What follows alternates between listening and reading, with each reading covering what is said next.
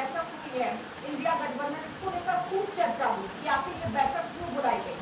हालांकि इस बैठक से ममता बनर्जी ने किनारा किया, कहीं वो बैठक में नहीं पहुंचे, ना ही अपना कोई प्रतिनिधि भेजा।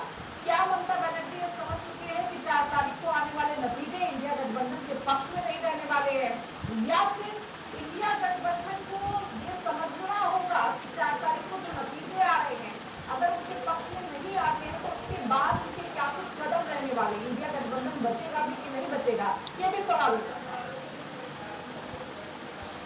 जी देखिए, जब भी कोई परीक्षा होती है, जब भी कोई चाहे प्रतियोगी परीक्षा हो या ऐसे साधारण परीक्षा हो या किसी योग्यता की कोई परीक्षा हो, तो परीक्षा देने वाले सभी परीक्षार्थी, सभी अभ्यर्थी ये कहते हैं कि हम सबसे बेहतर परिणाम लाएंगे। जी।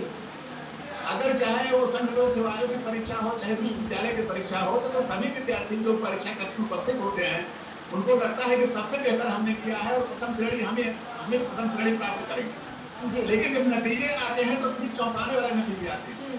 कुछ लोगों का सिलेक्शन होता है, कुछ लोग प्रथम श्रेणी के बॉर्डर पर आते हैं और कुछ लोग असफल होकर के घर लौट जाते हैं। तो असफल होने वाला विद्यार्थी भी मन में ख्वाब पाला जाता है कि हम सफल अभ्यर्थियों में मेरा नाम आएगा। इंडिया गठबंधन की जहां तक बात है, 10 वर्षों तक कोई प्रधानमंत्री, लोकतंत्र के इतिहास में कोई प्रधानमंत्री अगर तीसरी पंचवर्षीय योजना पूरी करने जा रहा है या 10 वर्ष तक प्रारंभ कर चुका है, तो इस बात का प्रमाण है कि लोग उसके साथ, लोग ने हस्ताक्षर कर दिया है उसके शासनकाल पर और उसके विश्वास में अपना विश्वास मिला दिया है लोग जी। और लोग जो है यही लोकतंत्र का शोषण तंत्र है।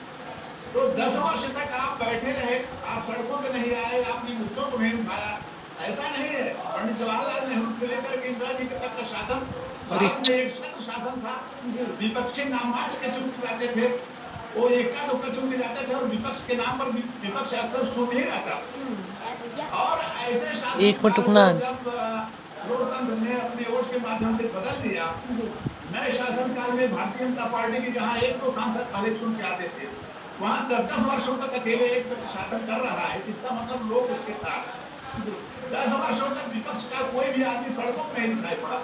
किसी भी मुद्दे को लेकर के जनता के साथ सड़कों पे आना, उनके साथ आंदोलन करना, उनकी बात करना, या तो ये डरते रहे या तो अपने शासन काल में किए हुए भ्रष्टाचार के लिए डरते रहे, अपनी भरी हुई तिजोरियों पर ताले को लेकर डरते रहे, अपने दरवाजे पर खड़ी हुई पुलिस को लेकर डरते रहे।